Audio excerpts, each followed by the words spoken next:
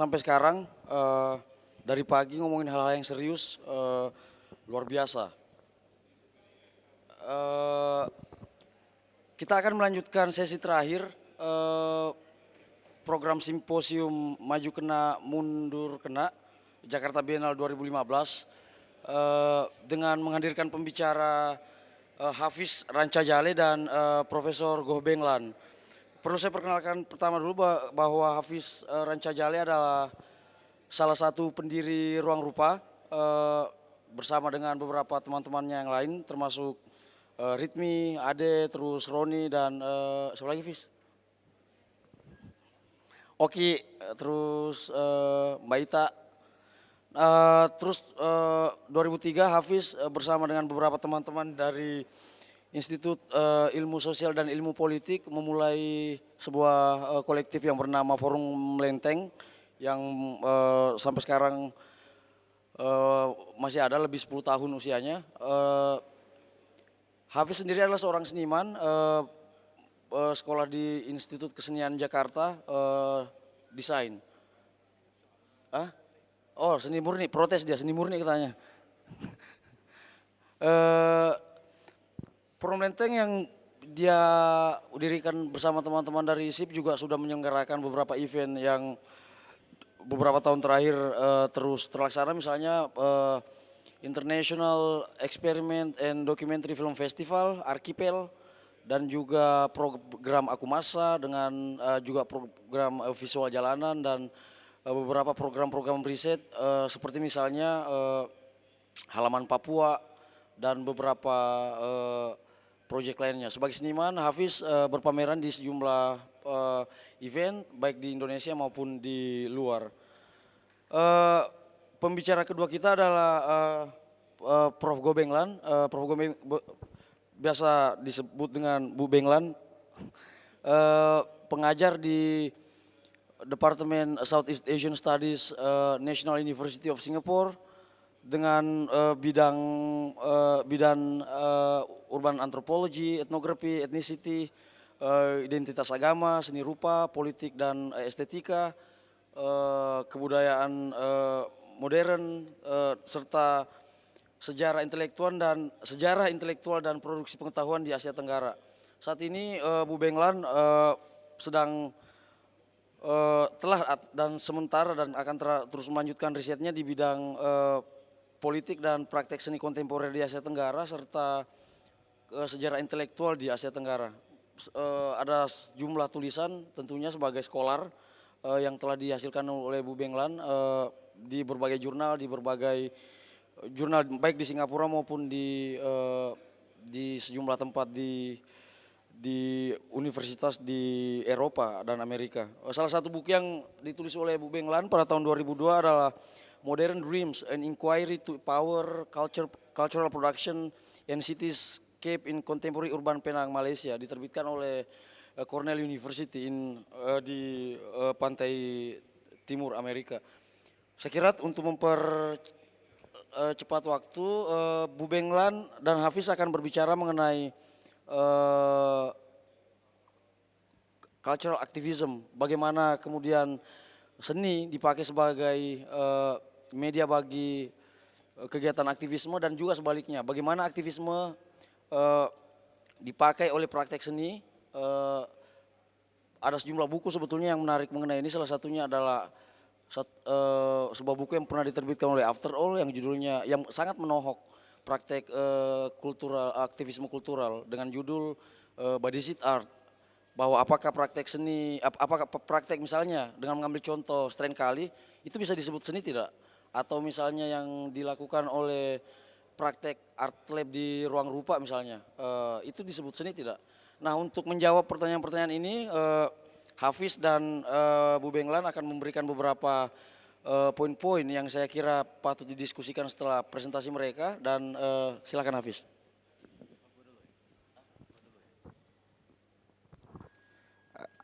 Terima kasih Andan. Dalam beberapa hari ini saya nggak terlalu selalu hadir dalam simposium, tapi dari 1-2 diskusi yang sempat saya hadir memang sudah lama sebenarnya diskusi-diskusi semacam ini hilang dalam konteks kesenian dan juga aktivisme di Indonesia, karena pemunculan gerakan-gerakan kemasyarakatan sebenarnya dimulai dari hal-hal yang semacam ini. Dan saya merasakan energi yang sangat positif dengan situasi di sini gitu, karena memang banyak hal yang kita bisa temukan, banyak hal contoh-contoh yang bisa kita pelajari dan menjadi inspirasi gitu. Kalau bicara masalah aktivisme, kita tidak bisa lepas bagaimana dalam konteks Indonesia tidak pernah lepas dari bagaimana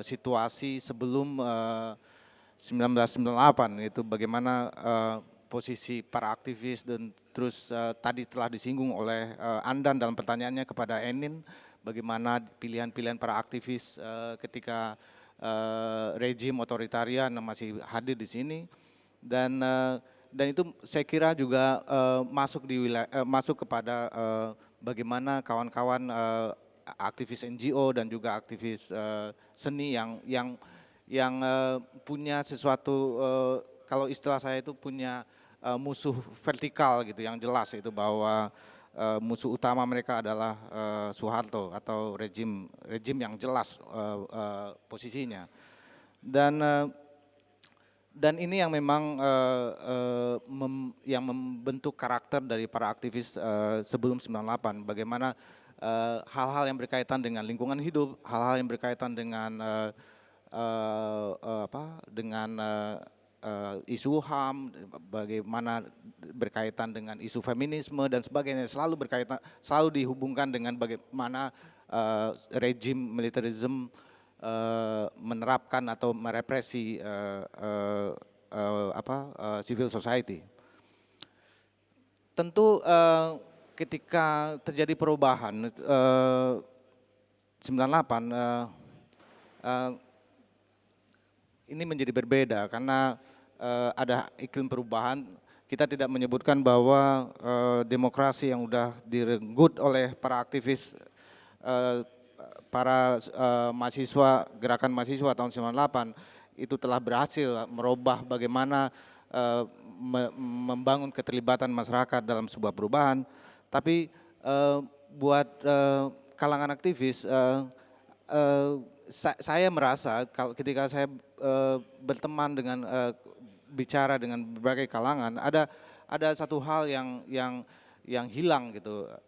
Kita tidak ada musuh lagi, kita tidak ada musuh yang vertikal lagi, yang jelas gitu, yang jelas bentuknya, pakaiannya militer, sepatu boots dan sebagainya, itu jelas dulunya, atau senjata. Akhirnya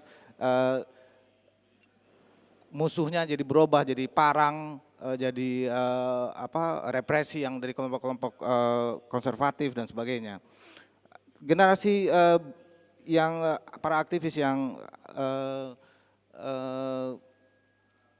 peduli pada kondisi dan situasi yang berubah itu, saya rasa juga terjadi kegamangan ketika itu, dan termasuk saya dan kawan-kawan yang mendirikan ruangrupa. Tahun 99 ketika kami membuat diskusi intensif tentang bagaimana meletakkan posisi kami sebagai seniman muda waktu itu, mengisi perubahan atau demokrasi yang sedang mekar-mekarnya dan siapapun bisa bicara. Tentu kita harus meredefinisi lagi apa itu aktivisme yang kita maksud sekarang ini, atau bagaimana kita mengisi posisi kita untuk membangun atau mengisi perubahan atau menjadi bagian dari demokrasi yang sudah direbut mahasiswa. Mendefinisikan konteks demokrasi atau aktivisme yang ketika sebelum 98 jelas bahwa yang kita lawan adalah militerisme, sekarang kita harus membalikkan bagaimana perlawanan itu atau mengisi itu dengan konteks yang lebih horizontal.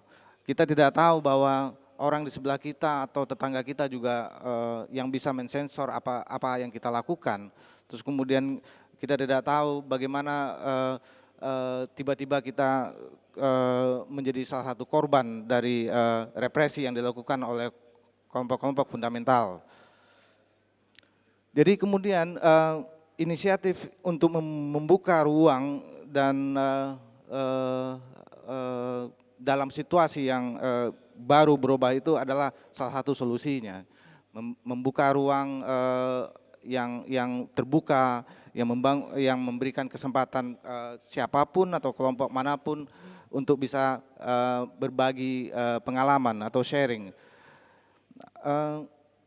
Dalam berbagai diskusi yang kami lakukan, terutama ketika ruangrupa awal berdiri gitu, memang satu-satunya cara yang paling efektif untuk membangun menjadikan aktivisme itu menjadi bagian dari hidup kita atau mengisi perubahan yang sangat cepat ini adalah dengan pendidikan atau membangun ruangan yang punya tensi terhadap pendidikan.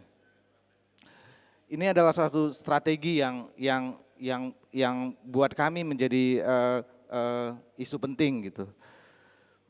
Kemudian yang menjadi isu penting lainnya adalah bagaimana mencari cara-cara baru dalam membangun konteksnya, mengisi ruang tersebut dengan memproduksi karya-karya seni.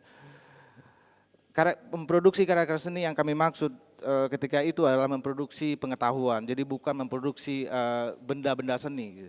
Jadi ada yang menarik adalah ketika awal-awal ruangrupa berdiri adalah kritik kepada ruangrupa adalah kelompok yang sangat utopis gitu, karena tidak membuat produk-produk seni, karena lebih kepada aktivitas atau melakukan aktivitas yang dalam tanda kutip remeh-temeh.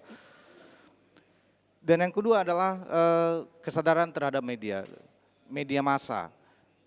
Di dalam pasca 98, pasca reformasi, keran media massa dibuka lebar dan hampir ratusan dan sampai ribuan media massa baru hadir ketika itu. Tentu Indonesia waktu itu kita mengalami banjir informasi, banjir apa-apa atau wacana yang berseliweran dan tidak ada batasnya dan tidak ada filternya. Kalau Anda menyaksikan ketika itu, kita tidak punya kesempatan untuk mengkritisi media itu sendiri karena begitu masifnya. Dan orang-orang kami dengan kawan-kawan di ruangrupa waktu itu memang melihat bahwa ini perlu sesuatu yang ditanggapi atau dilakukan untuk bagaimana untuk melawan situasi ini gitu.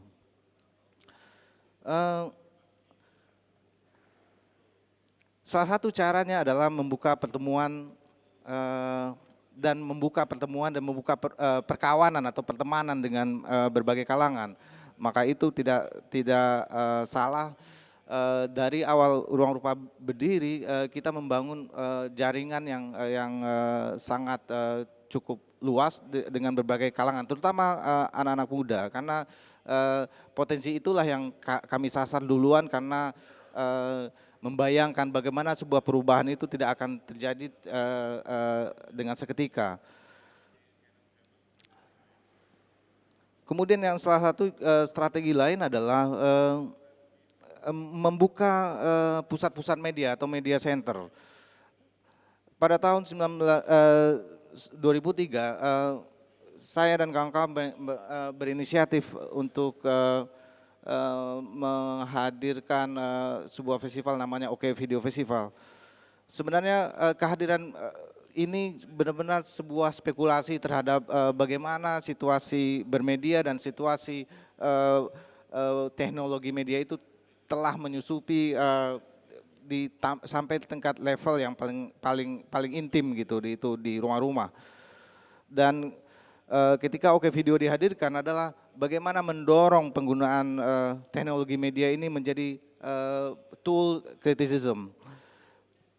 Karena kami tidak punya pretensi awalnya untuk menjadikan aktivitas ini sebagai aktivitas seni video gitu.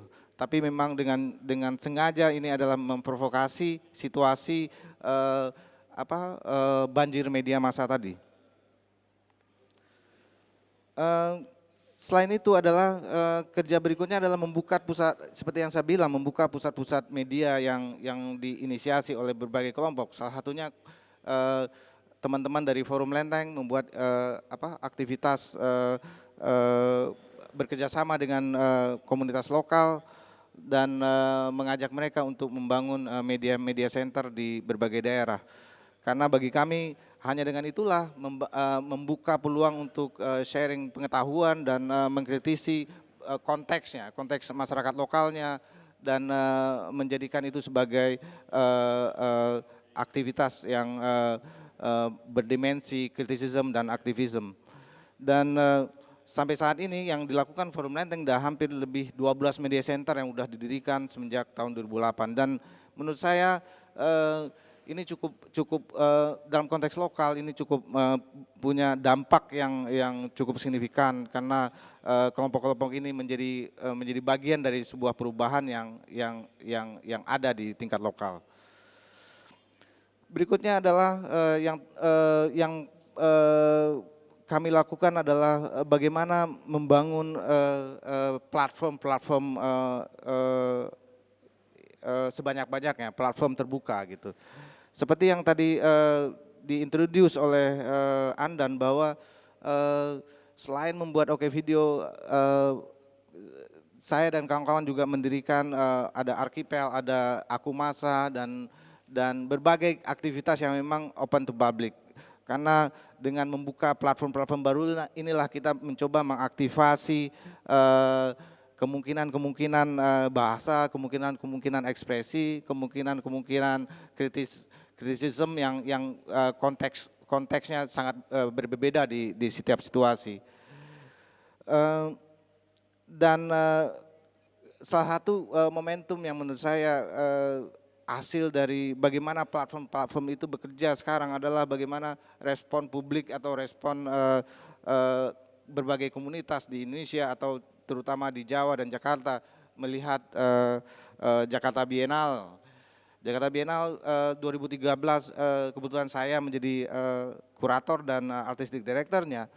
Keterlibatan komunitas menjadi skala prioritas, keterlibatan platform-platform itu menjadi skala prioritas.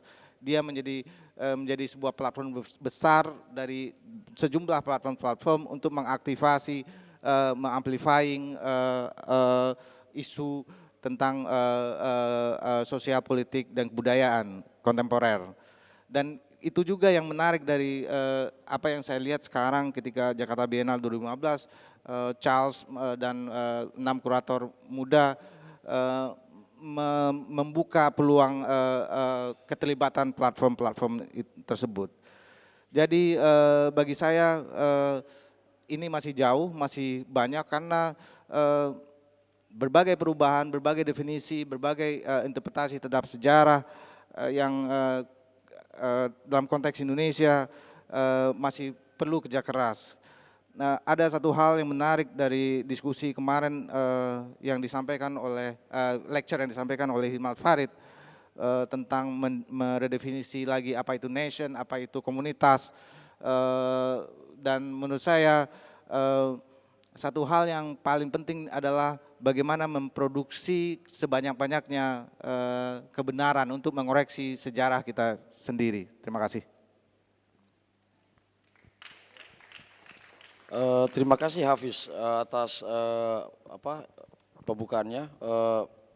Ada banyak ilustrasi yang disampaikan, mulai dari proyek yang berbasis komunitas sampai urusan dengan kembali mengutip pernyataan Fai kemarin soal bagaimana negara dibentuk, dirongrong, dipertanyakan, dan bagaimana komunitas berfungsi di dalamnya. Kita ke Ibu Beng Lan. Ibu Beng Lan akan berbicara tentang pengalamannya selama ini sebagai scholars berbasis kampus maupun sebagai scholar yang sama sekali penelitiannya tidak ada kaitannya dengan kampus. Sekedar informasi bahwa Bu Beng Lan adalah orang Malaysia, lahir di Penang, bukan Kuala Lumpur, Bu ya. ya dari Pulau Pinang terus sekarang berbasis di Singapura sebagai pengajar di program kajian Asia Tenggara. Silakan, Bu. Oke. Terima kasih. Saya minta maaf kerana saya akan berbahasa Inggeris. Kerana kalau saya berbahasa Melayu, selalunya di Indonesia ya, para hadirin rasanya lucu sekali ya bahasa saya. Jadi saya akan berbahasa Inggeris, tetapi mungkin saya akan mix ya, akan campur, rojak sedikit ya. So saya tidak ada statement, mungkin ada tiganya, tetapi saya untuk topik malam ini, I called this talk sort of like art collective activism, right, in Southeast Asia, and learning to unlearn as a way forward. Now, learning to unlearn is a word or a phrase that I took from a book by Walter Mignolo and Medina Tostanova. There's a book on learning to unlearn, decolonial reflections from Eurasia and the Americas. So as a scholar who has been working on Southeast Asia, I am trained in anthropology, but I'm also an area studies person. So when you are placed in a discipline, in a department which is really very interdisciplinary, you kind of have to move and your boundaries shift. And I think it's a good thing that boundaries shift. So I have learned a lot from the Global South, because I think even as Asian scholars speak to themselves, especially in recent years, there is a movement called Inter-Asia Studies and inter-referencing within Asia as a means to develop concepts, ideas, methodologies which are relevant to the region, which are not necessarily derived from the West.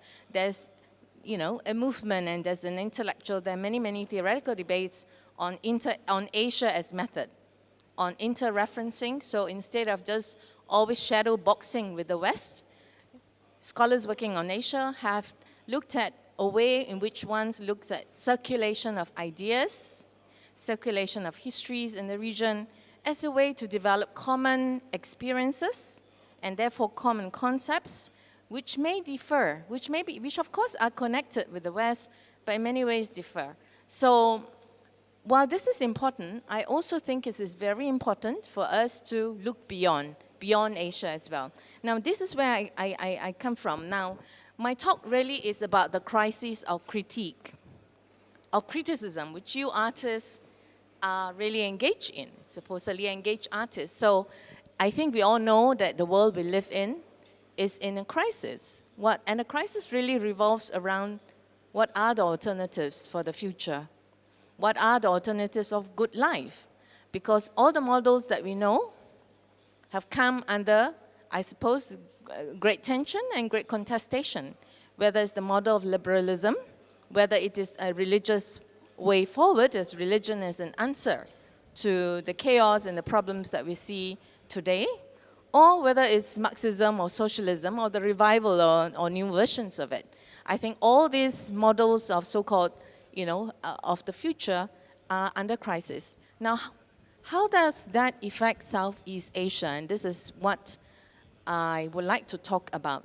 That is, if you look at a region like Southeast Asia, like many other countries in the South, one of our biggest problem, and I think in the panel today, and I've heard, in the various panels, and it's good to see that we all know that there's a general acknowledgement that development, as we see, and even in art, I think, many of the categories that we have, the ideas that we take for granted, no matter in whatever language we use them or we study them, are really, I think, derived from Western category and Western experiences. Now, there's nothing wrong with that, because that's how, I think global history of ideas, the inequalities of the world today, and that unfolded into the world of ideas as we know. Because I think and this is our problem, in Southeast Asia, I think, or regions outside the West, is how do we then find our ways of expression in a world that is very confused And I would like to talk about this whole idea of the critique of the West. If so-called a critique from anti-colonial critique onwards is a progressive gesture, progressive politics and impulse is really to critique everything that's oppressive or hegemonic. And we've called this whole big thing as colonial thought, right? Or today we call it as global capitalism, or modernity as a Western concept. And yet all of us, of course, are in very much a modern world.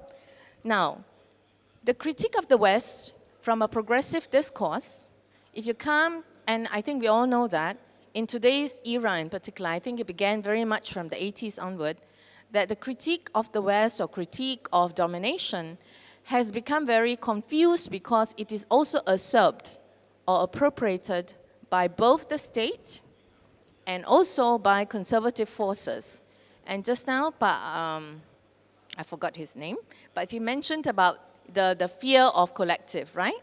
And we all know in Southeast Asia, when a progressive discourse of anti-colonial critique is appropriated by statist forces and by conservative forces, we see already that civil society in Southeast Asia is not necessarily all progressive. So collectivism is not necessarily going in an inclusive way. We have increasingly seen collectivism as the dark side of it, yeah, the exclusiveness. And I think this is not happening only in Southeast Asia, it is happening in the world today, even in Western centers as well.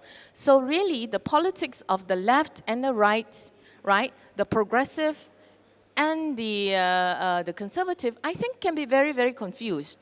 And it's very distorted because the political boundaries have shifted. And so I think in Southeast Asia, in the context where this happened, activism or progressive, any kind of progressive action becomes particularly affected because you're in a double bind, right? Because at one hand, when you want to criticize colonialism or hegemony of the West, right?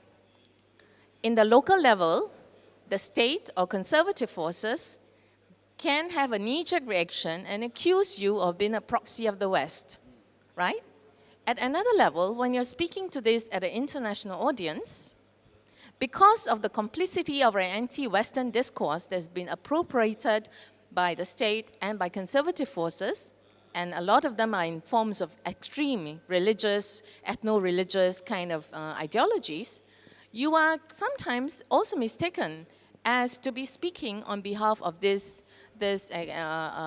repressive or this kind of indigenous, nativist, discourses. If you see anything nativism in the academe, it's seen to be bad because essentially it's essentialist, it's exclusive. Now, I think things are in this kind of very complicated, very doubled, very distorted situation, and we see that unfolding in politics. And as a person who is coming from the academe, I have worked on this, particularly in area studies. For instance, area studies is in crisis since the fall of the Berlin Wall because it was seen as a colonial product, as an Orientalist product. Therefore, with the fall of the Berlin Wall, with its origins, with its colonial origins and its, its Orientalist origins, the discourse in Euro-America is that, okay, it's a dinosaur. It is very much a colonial product, a Cold War product. Therefore, let's move to new fields like cultural studies, multidisciplinary studies, and so on. But one forgets that in Southeast Asia, an area studies model has spread and has been taken very seriously, and only in the 1990s that scholars in the region are beginning to speak. And it's ironic because at the stage when scholars are beginning to study the region themselves and contributing to debate, suddenly the discourse is area studies is old-fashioned, it is Orientalist, and it is politically incorrect, right? And therefore, let's move to new disciplines, right? Now, I think this is where the gaps are. And we, as people in the region who are concerned with our societies, I think it's important. We are open, we understand what's going on, but we must, very importantly, carve our own position, what is critical and how it is relevant in the region. Now, I don't want to be mistaken to be arguing or to be advocating for a dismissal of discourses outside or anti-Western. No, I think it's very important we need to understand and to dialogue and to know what is out there. But ultimately, I think for all kinds of position, we must ultimately come back and look at what is local, what are our local problems, and how do we react to it. So here, this is where I would like to talk about the urgency. So I think because of this conflation, this distortion of politics, it is very urgent for us to create and to find that critical space and critical vocabulary that is relevant to our region. And I think here, because in academia I find that it is very frustrating and it's very difficult because maybe part of the problem is because academics, we write, and when you write, you really produce knowledge that's very rigid. You produce archives, right? Okay, I'm not saying that it's bad, of course, that's the only thing I know how to do. But I think we have to find new ways. And I find that in the art world, whether it's art workers, cultural workers, you know, there's also, you know, my interest to it is that I feel the limitations in the academe because of the social science concepts, methodology, whether it's post-colonial critique, whether it's inter-Asian studies. Ultimately, I feel we kind of go back to a set of analytical concepts and procedures which are there already. We just find alternatives to it. But when you are actually finding alternatives in opposition to what is existing, I don't think it's really alternative because you still get trapped. In a sense, you just change the content, but the boxes are the same. But I think we need to find new boxes. And this is why I found the arts as quite an interesting place. Firstly, I think there are 4 reasons why I find it interesting. That is, first, I find that artists have become documenters and ethnographers.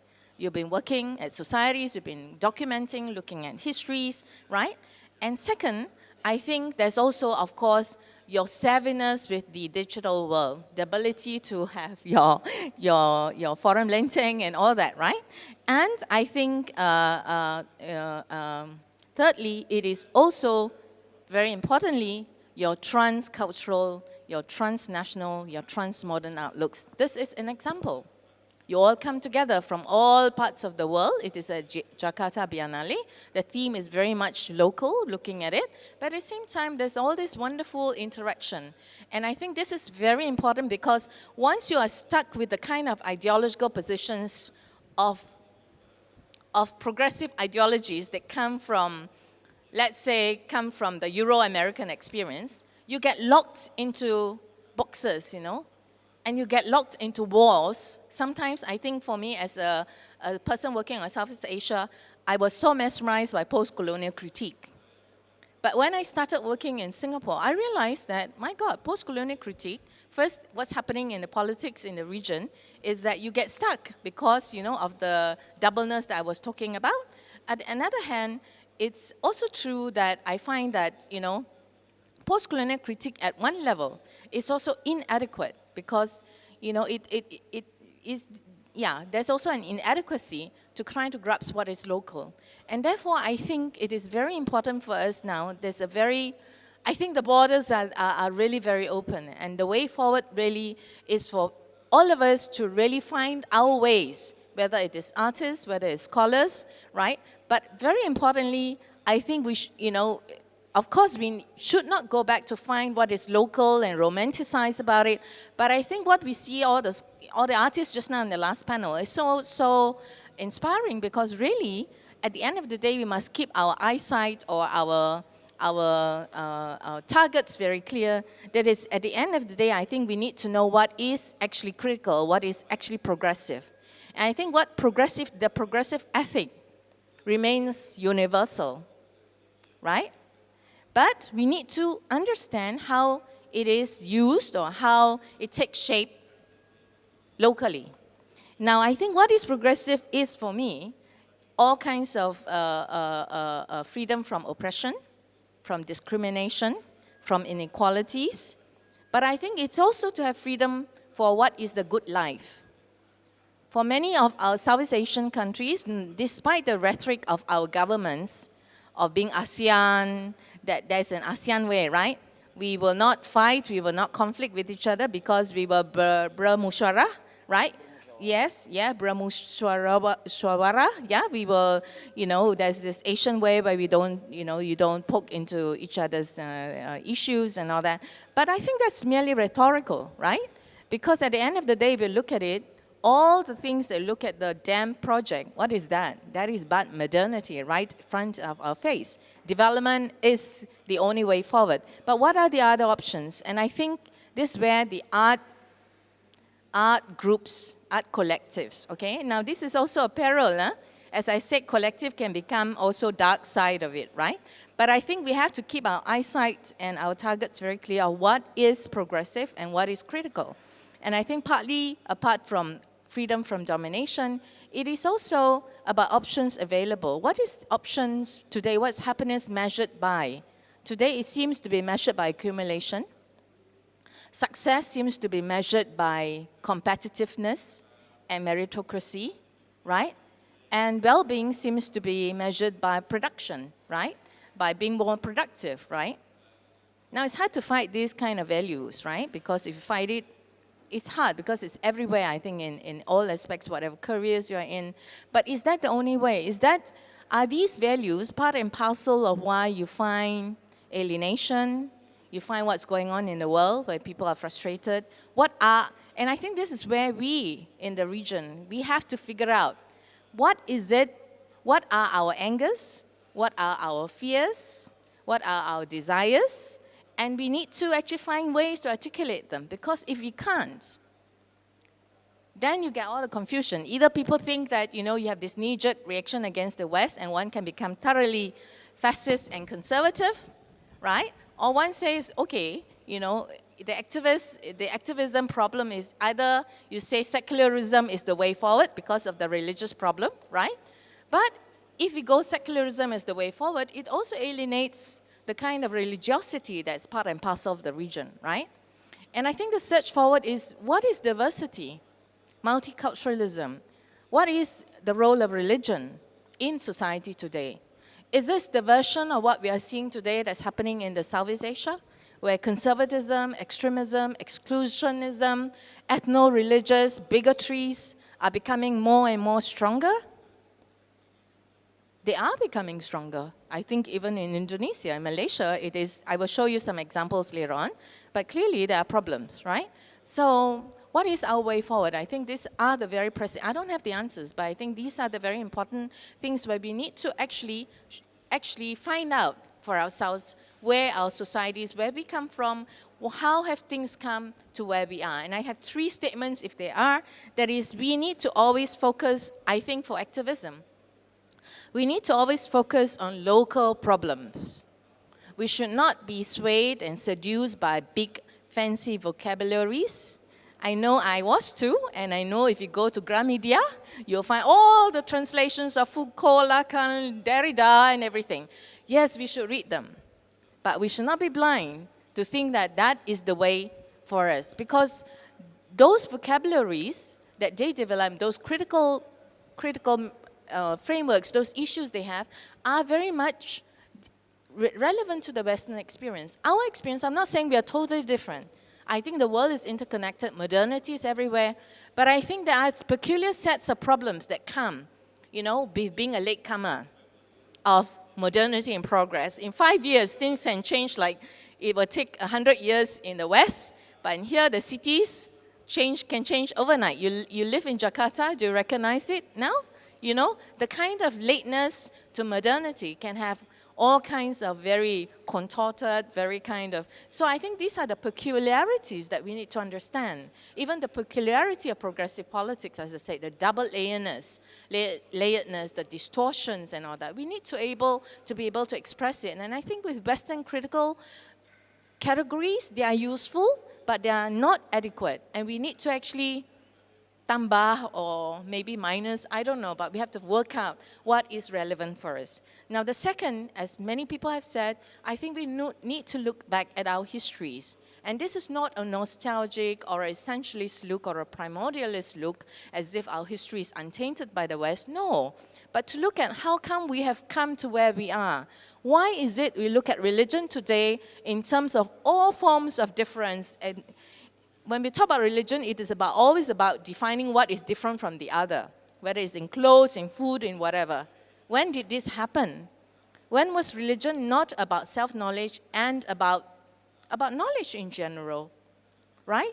When did we lose this? I think we need to recover. We need to understand why certain ideas got erased, they were lost, because I think not enough work has been done. And I think this is where, apart from scholars, I think artists have a big role too, because your ability to disseminate. The problem with scholars, I wrote a book on Southeast Asian studies, and I've looked at the internet on what people have written. Of course, there have been reviews, but it's quite interesting when I see blogs by young Southeast Asians, right? They're not academics, and they find my book so frustrating because they cannot understand, and I actually understand why they are saying this, because of the language and the vocabulary that I'm embedded in, that I cannot escape, you know?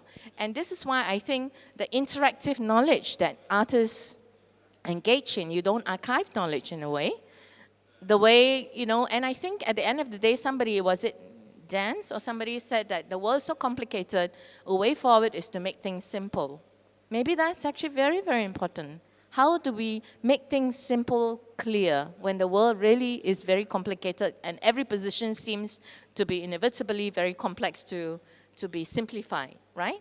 Now, and I think the third is we should remain faithful to a progressive or critical ethic without buying into any ideologies. We ought not to, for me, it's not being, you know, whether it's left or whatever, post-colonial, whether Marxist or socialist, I'm not criticizing them, but I think if you really want to be critical, we have to be open and find but we must remain steadfast to the critical ethic, as I said, against all forms of repression, of domination, and to find really options that are humane, to revive what is humane. And I think the other thing I would like to talk about is that many of the artists' work, and I will show something later on, maybe it's not here, but I find that in Malaysia, for instance, the discourse of Islam has made everything impossible to have any dialogue.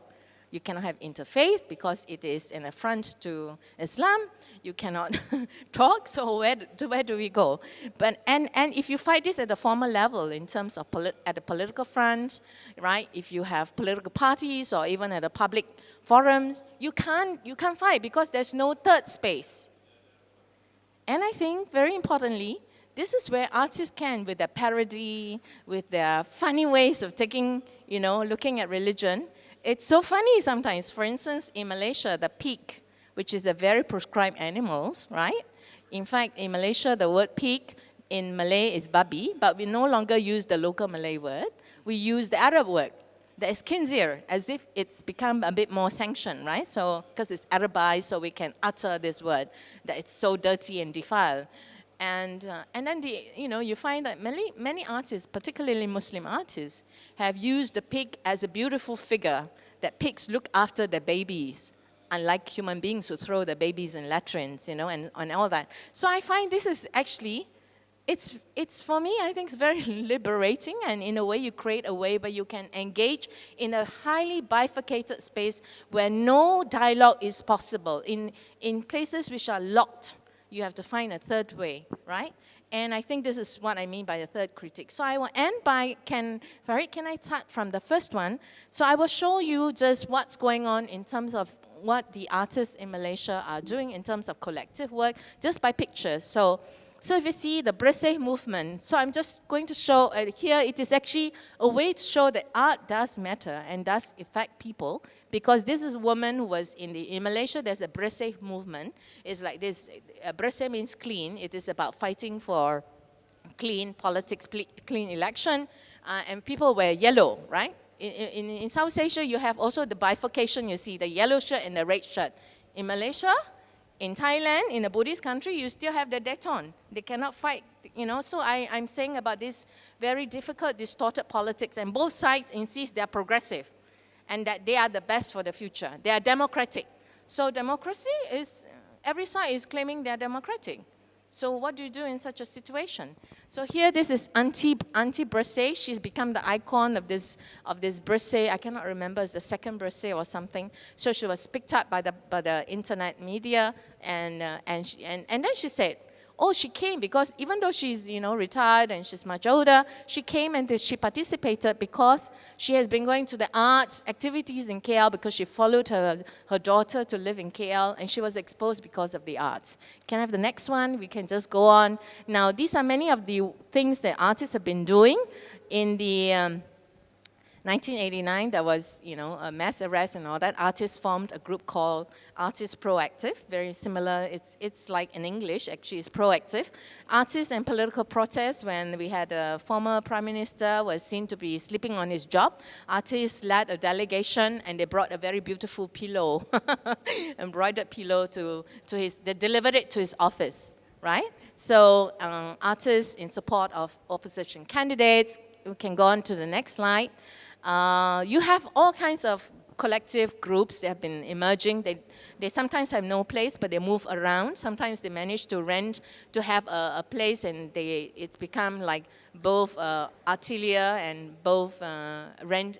Artists live there, so they survive by collecting rent and all that. But you have public events, you have community and education projects. They work with the old, they work with the young, they work with the workers, they work with all kinds of it's different social levels. And of course, there's a great amount of community or cultural mapping, which I think happens everywhere. Can we just go on, Farid? This is Let Arts Move You. This is a public art festival, which happens in all the public transportation, right? And we go on. They have various kind of street performance. There's Buka Jalan, yeah. Okay, you just let it flow, correct? Yeah, this artist working with communities. This is with a local community that lives along the jetty front. These are the poorer communities. The artists are documenting histories that are lost, right? Cultural mapping, historical mapping. They work with children, they work with, old people. They work at schools, right? Trying to work with young people. Next. And there's also, of course, sabotage art. So these are examples of, sabotage art that they do in public, at night, overnight, they erect. So they are all symbolics, symbols that Malaysian will understand. I have no time, but I just show you. And I think importantly, what you are doing, what artists are doing, are that you're creating new publics. And it's important to create new publics or new discourses to pluralize the views about religion, about ethnicity, about the nation, so that no one view will persist, that there are so many views. So, yes, and I think the other thing that is going on is a lot of art movement are working with community. This one is in Penang. This is working with children, with cultural mapping, as you can see, and so on. There's a lot of virtual presence. And so this one actually is quite new, Malaysian art design. This is actually sponsored by Art Gallery that is owned by an ex-politician, ex-finance minister. And the curator is one of the Willie Valentine, who ran quite a progressive gallery all through Southeast Asia. But I think this is quite an interesting project with a group of media art and media artists, graphic artists. They actually have a website, where they're trying to recover Malaysian history in art. Many of us, somebody said, art history in Southeast, in many non-Western countries don't operate like the West. We don't have your linear narratives, because we, like in the academy, we can borrow instantly. It's like putting your hand in the cookie jar, We don't have the linear development of thought or practices. Don't happen. We have a supermarket ready. We can go and shop and take whatever we want. And this is what I mean by late, coming late. It's different, and therefore our experiences are very different. So, okay, this may not be, so I also want to say that one thing, it's not all our artists, but it's about young people, and they come and go, a very loose collective.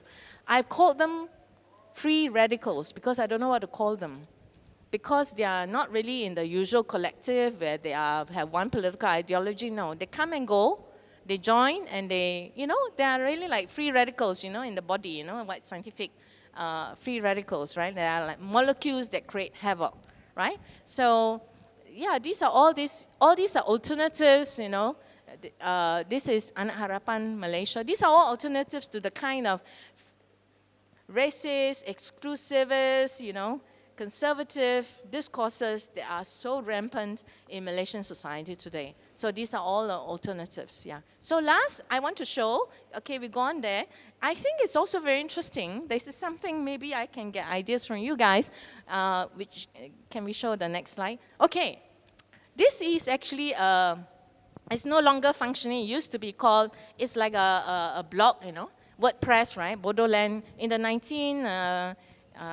in the 2000s, all right, when Malaysia was going through a lot of more chaos, there's this, I don't know who they are, but they will use the, you know, they use Hollywood movies, and then they make all these which are very relevant to Malaysia, right? This is, you all know what is happening in Malaysia, right? The Prime Minister is under a lot of controversy with allegations of murder, with allegations of corruption and so on, but I find this very funny. Can we have the next one?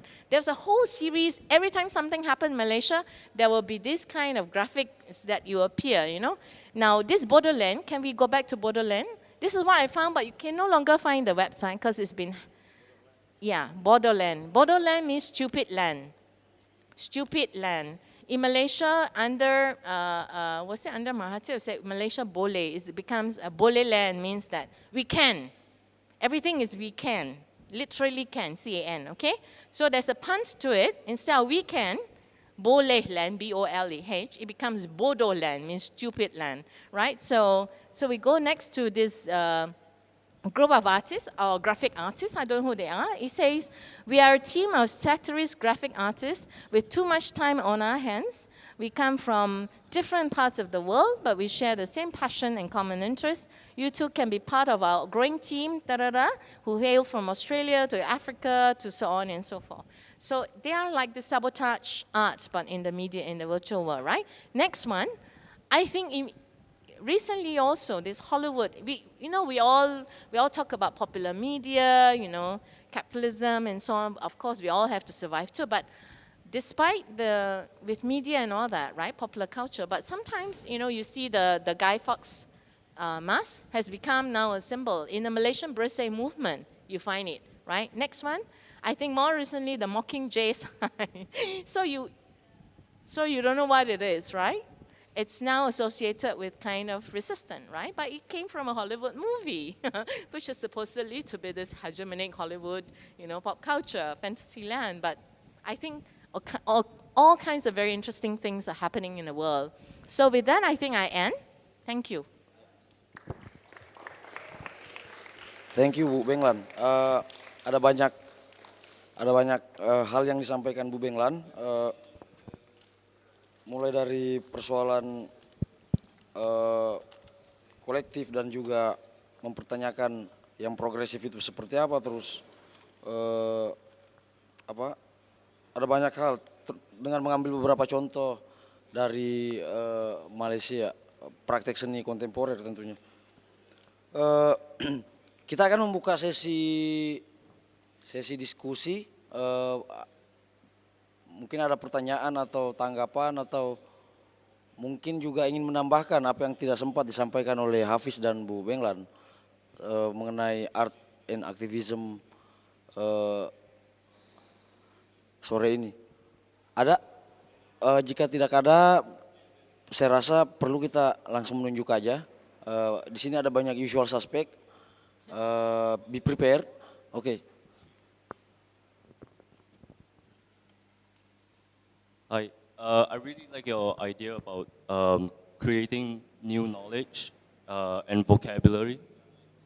But Singapore is clearly has a very different history, or in this case, almost no history comparing to Indonesia, Thailand, or Vietnam. So as a scholar, what do you think is Singapore's position in this new knowledge production in Southeast Asian context? Ya, sebelum dijawab Bu Beng Lan, mungkin saya perlu memberi semacam ilustrasi bahwa tadi Bu Beng Lan sempat menyebut bahwa tahun 99 sekelompok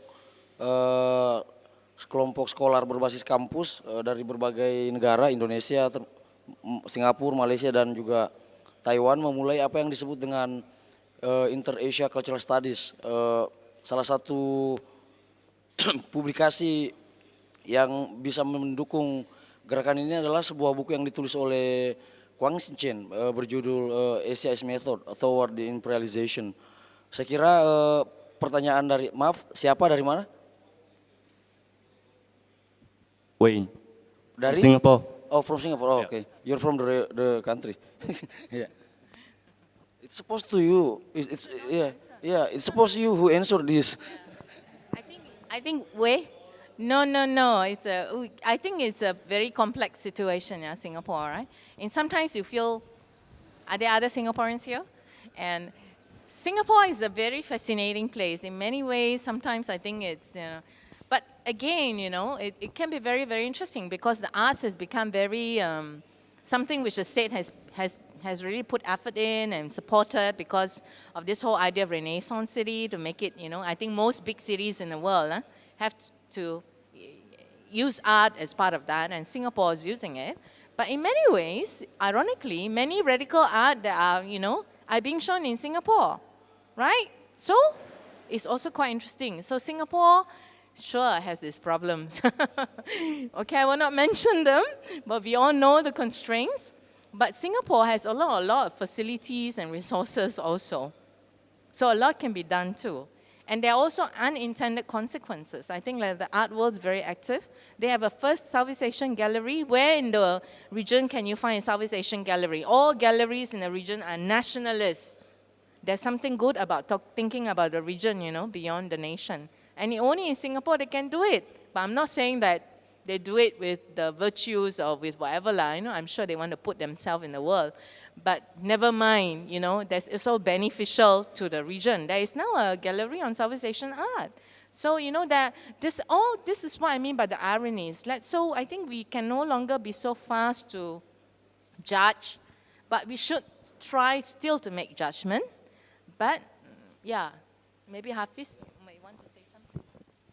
Ini menarik pertanyaannya karena kebetulan saya seminggu yang lalu 10 hari yang lalu saya ke Singapura dan kebetulan ketemu dengan kebetulan istri saya sedang residensi di CCA Gilman Barak dan bertemu dengan komunitas dan seniman-seniman muda dan keluhannya sama, bagaimana membaca Singapura, situasi Singapura sekarang ini. Dan dalam diskusi itu pertanyaan yang pertama yang saya tanyakan, Anda maunya apa gitu. Persoalannya adalah segala aktivitas seni yang konteksnya Singapura atau konteksnya seni itu selalu dilihat dengan cara yang estetik, form dan sebagainya. Dan satu lagi ujung-ujungnya adalah market atau value-nya adalah ekonomi.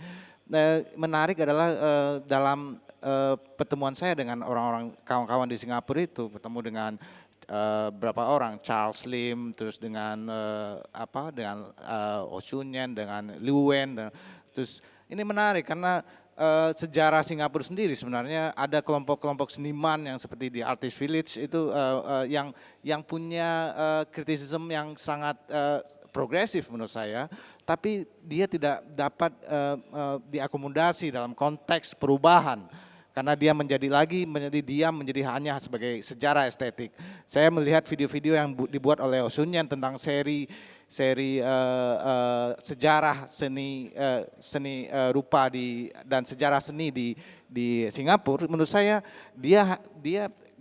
menurut saya Sun Yen membuat video-video itu sangat inspiratif. Tapi kenapa ini tidak bisa menjadi hal yang sifatnya membangun sebuah perubahan? Saya berkaca dengan apa-apa yang dilakukan oleh seniman-seniman di Indonesia ketika tahun 90-an, tahun 95 menuju perubahan reformasi tahun 98. Ada teman-teman yang akhirnya membentuk Taring Padi, ada apotek komik di Indonesia, ada teman-teman yang sangat progresif. Ketika itu tahun 96 karya saya dan kawan-kawan Tony Volentiro dan Teddy diturunkan oleh militer di Bentara Budaya. Jadi menurut saya memang harus punya kesadaran progresif daripada kawan-kawan di Singapura, karena itu tidak mungkin, karena Singapura itu menurut saya nggak mungkin bisa terjadi perubahan atau membayangkan menjadi hal yang jauh lebih progresif kalau tidak dibenturkan. karena menurut saya Singapura itu terlalu adem gitu. Hal-hal yang progresif pun dijadikan sangat adem gitu. Terima kasih.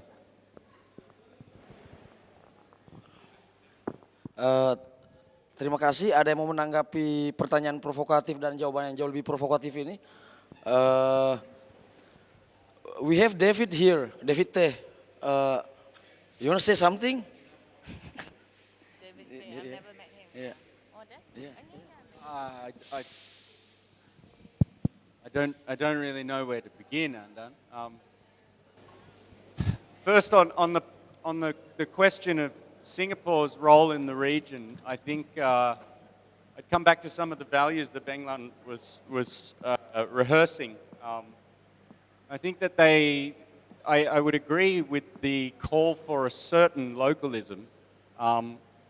Having said that, I'm very self-conscious about it because tomorrow I'm going to talk about the dangers of localism. So it would have to be, in my opinion, a very reflexive approach to that question. It gels, I think, with what you're saying about Singapore's kind of pretentious infrastructural, so-called infrastructural presence in the region. If you look at a history of exhibition making in Southeast Asia, it's Singapore that's very obviously leading the charge of a certain brand of internationalism.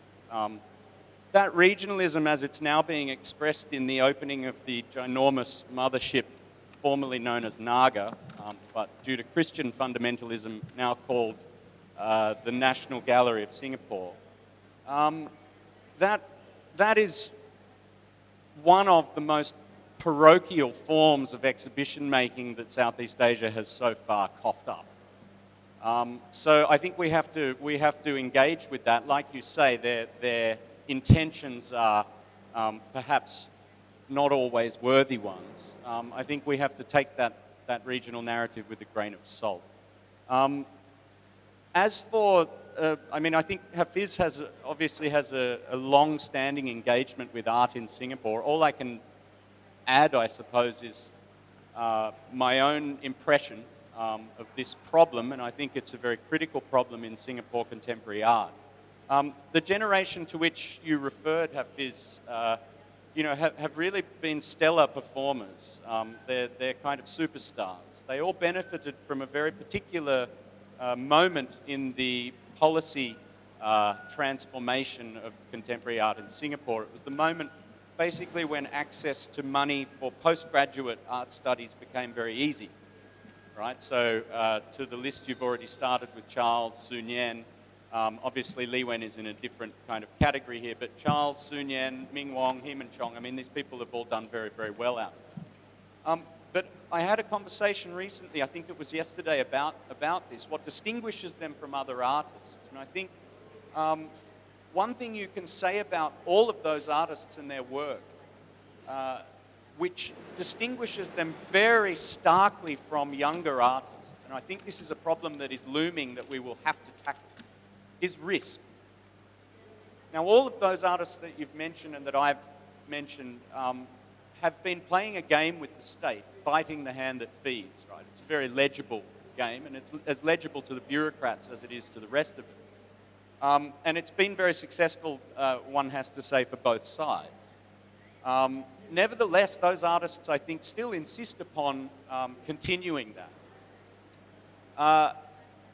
What isn't happening amongst younger artists in Singapore, and this is where I think Singapore has so much to learn from places like this, and I don't just mean Jakarta or brand ruangrupa, but this extensive and incredibly dense network of contemporary art production, some of which is activists and some of which is not, is risk. And that doesn't necessarily mean political risk. And this is where I think we have to start to take the discourse about politically engaged art or politically valuable art back into aesthetics. We had this come up earlier today as well.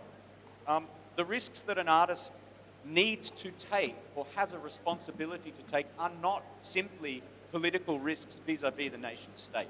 And I think that this is something that is borne out in the exhibition here and something that Singapore art generally could take a lot from. Thank you, David, for your long explanation and response. Uh, ada komentar lagi atau pertanyaan dari teman-teman di belakang? Pak Gatot, silakan. Dari Strain Kali, Surabaya. Ya,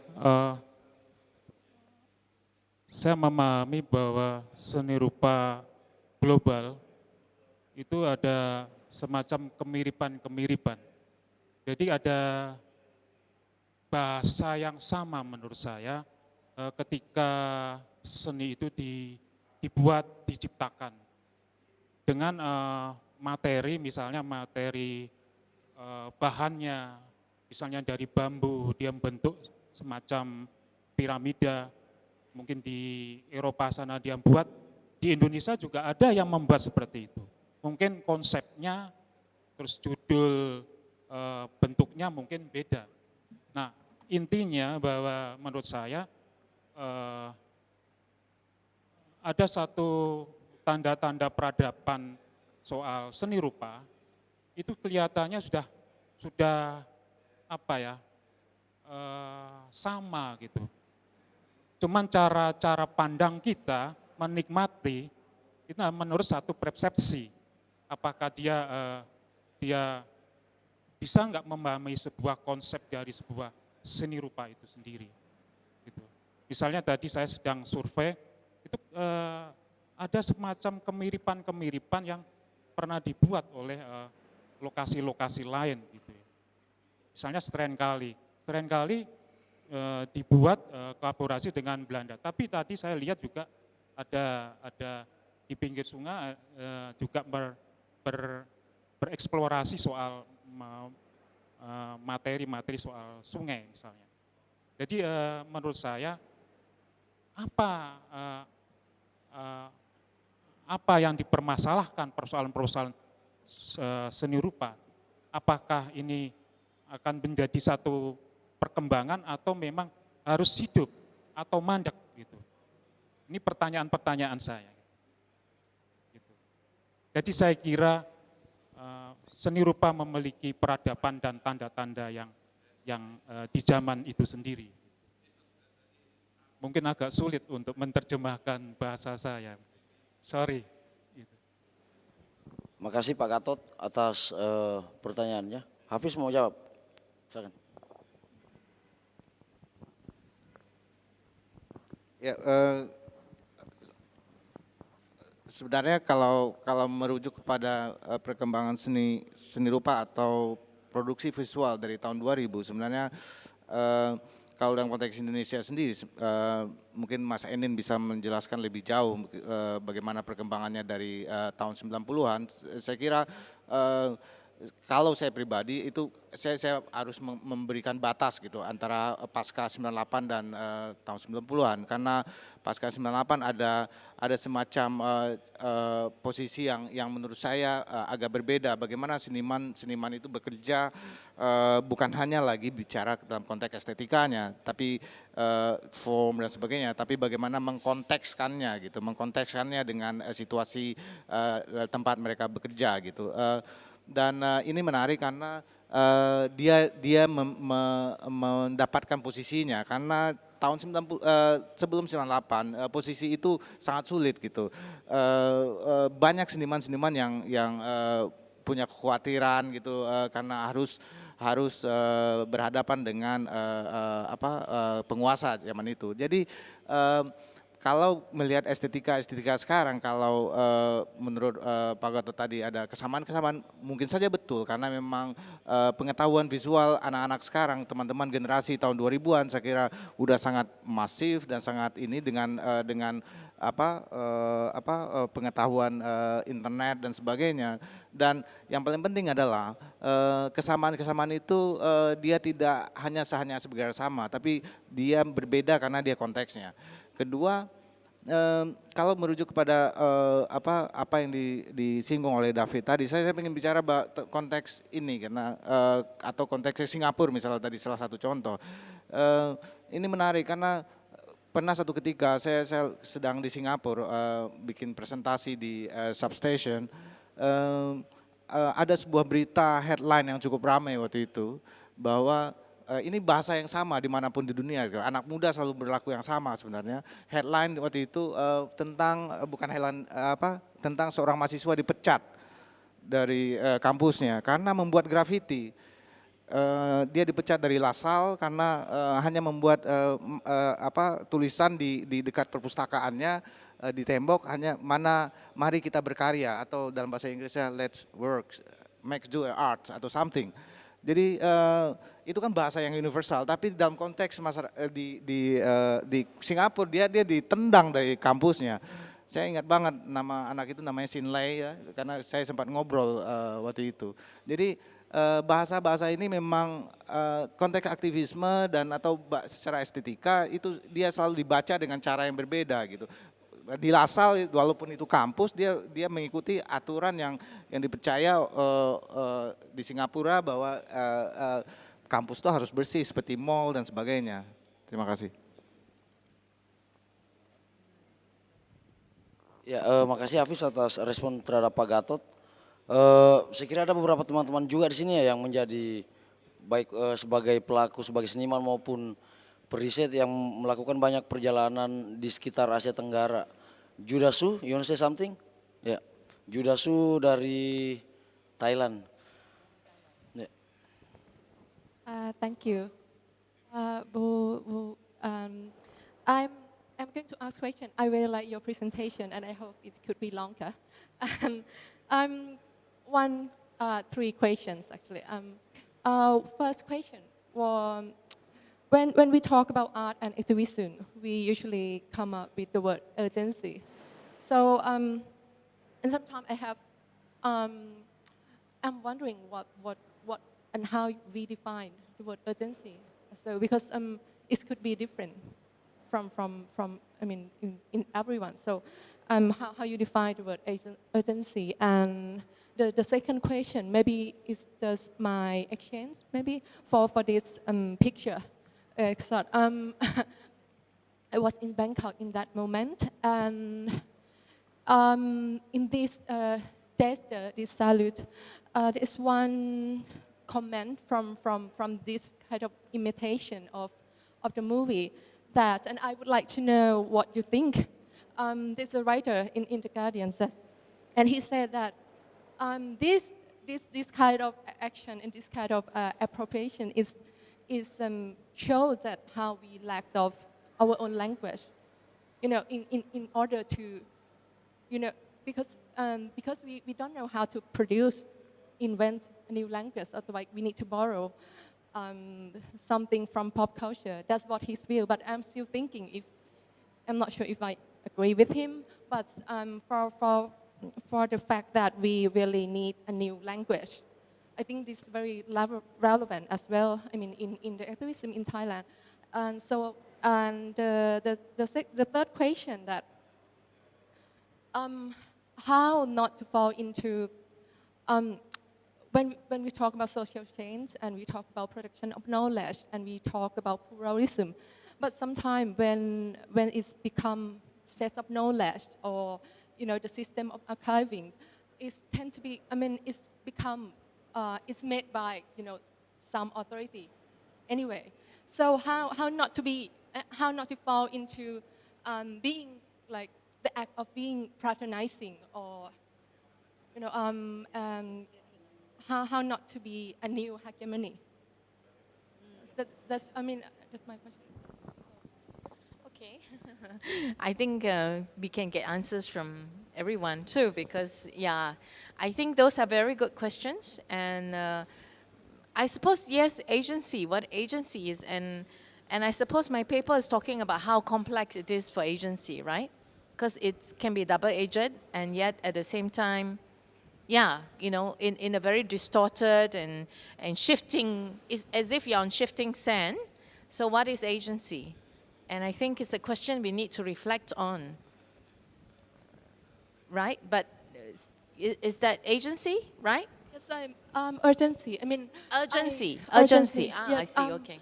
Because many times people would define, especially activists, would define the urgency is something that to direct action. Okay. you know, Yes, to yes, political yes, issue, yes, you know, I understand. immediately. Okay. But to me, urgency could be, you know, Yes. raise awareness of, you know, production of knowledge, you know, Yes, or what you said about, I mean, to see, to know about what we are thinking and to see what we have, you know, Yes. that could be. That's precisely, I think, urgency here.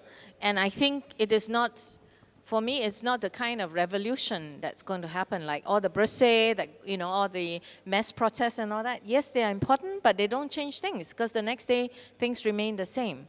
And I don't mean that we should stop doing it, but I think change in a very conflictual situation where both sides think they're right, where it's really a détente, you have to change things in a more silent way.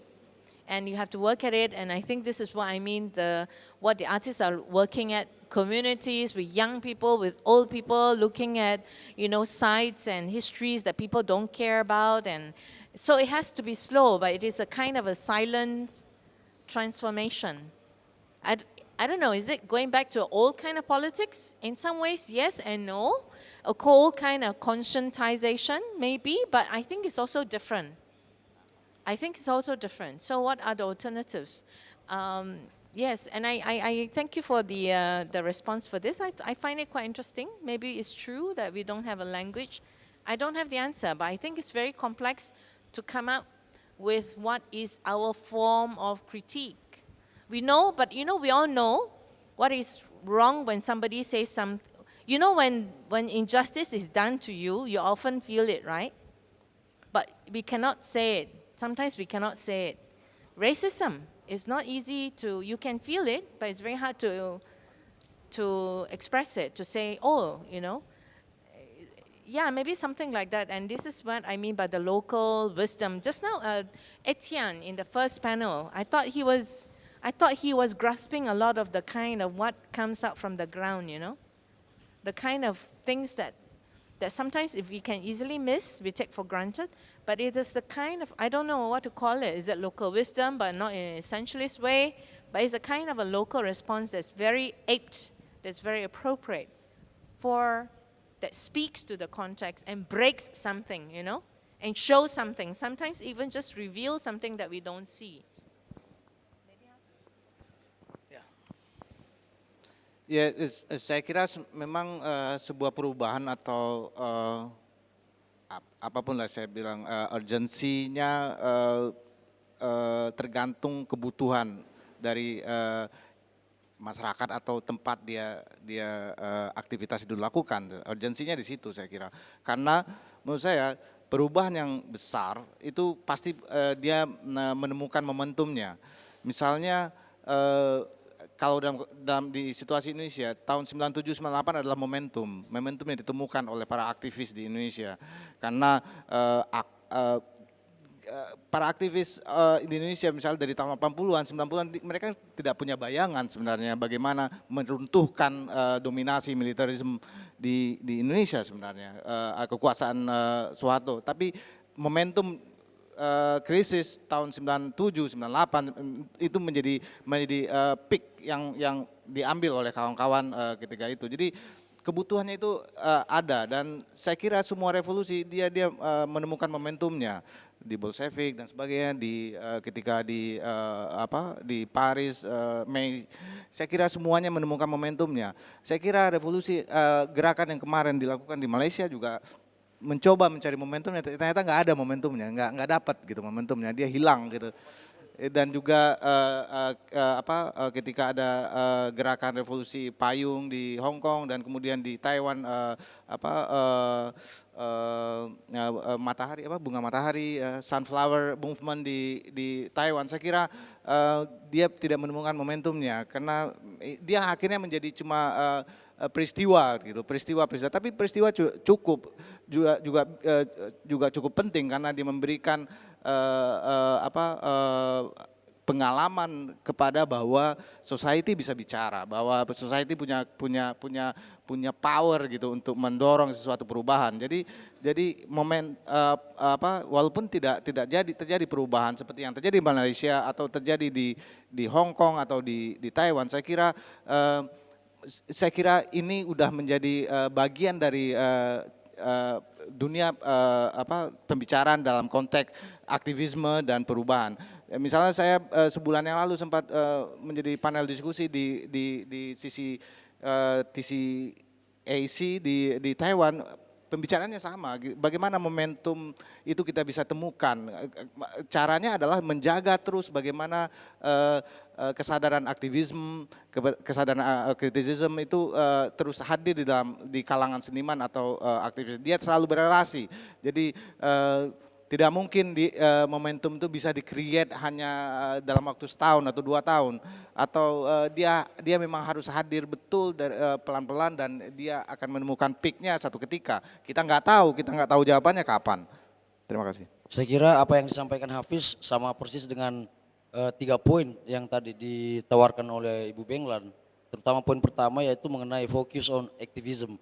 Tapi waktu semakin malam dan sayang sekali sesi ini kita harus tutup karena ada beberapa aktivitas lain.